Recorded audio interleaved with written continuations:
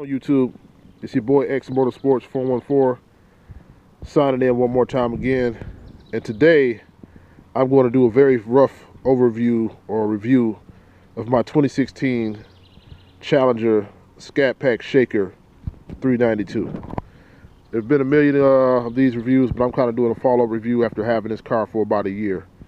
I bought it early last July. Like I said, this is a 2016 model, B5 blue. Has the shaker stripe.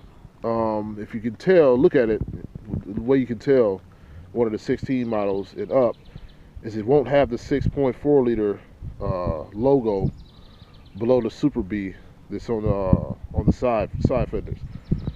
This one has, my car came equipped with the shaker stripe, which I'm not a huge fan of. I would rather just have been able to throw some rally stripes on it myself, but this is just how the car came. Like I said, I bought mine late July, so it was a little late to get it ordered the way I wanted to. Small visual upgrades.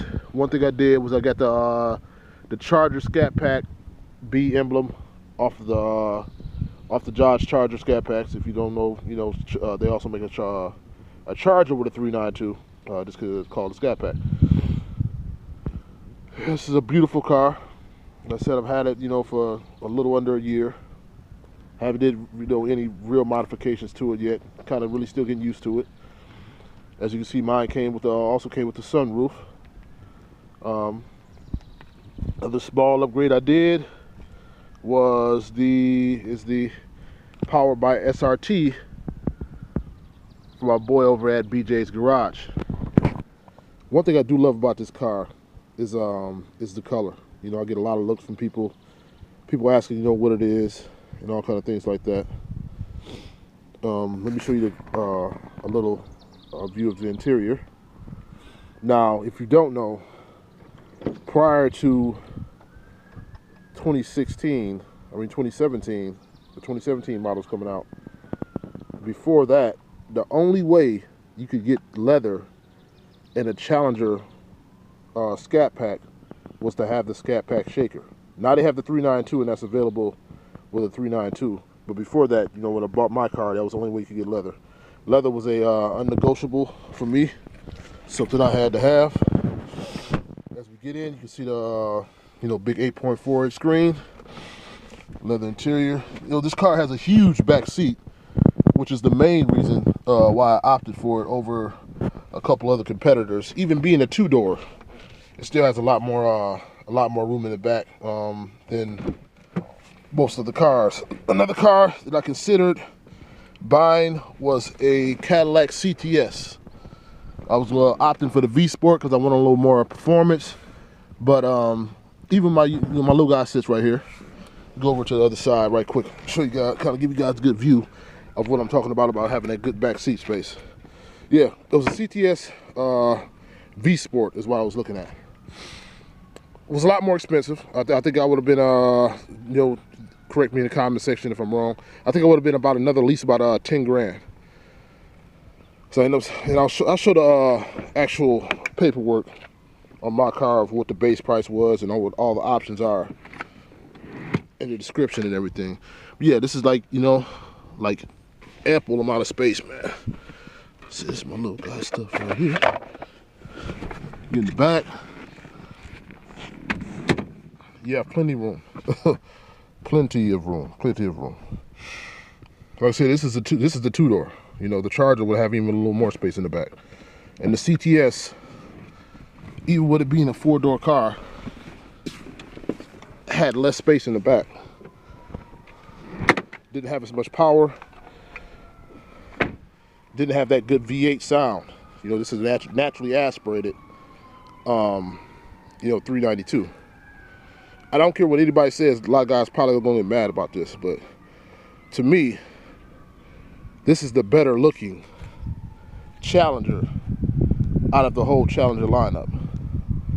What other car have you ever seen that is, has all the modern technology this car has in it, with a freaking hood scoop sticking out the top?